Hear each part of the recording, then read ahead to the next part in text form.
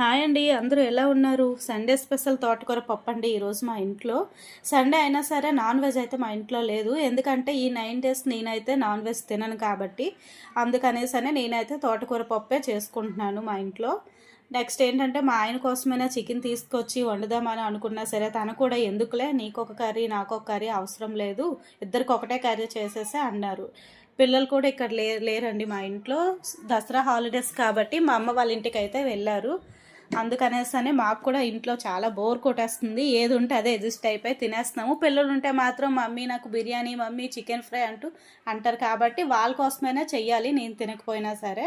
వాళ్ళు లేరు కాబట్టి మా ఇద్దరి కోసం అయితే తోటకూర పప్పు అయితే పెసరపప్పు వేసి అయితే చేసేస్తున్నానండి. కొంచెం చారు పెట్టుకున్నాము. మా ఇంట్లో అయితే తోటకూర పప్పు వండిస్తే చక్కగా తినేస్తామండి. మాకు ఇంకా ఎలాంటి ఫ్రై కర్రీస్ కూడా ఇంకా అవసరం లేదు. నెక్స్ట్ ఏంటంటే నేను కొత్తగా ఛానల్ స్టార్ట్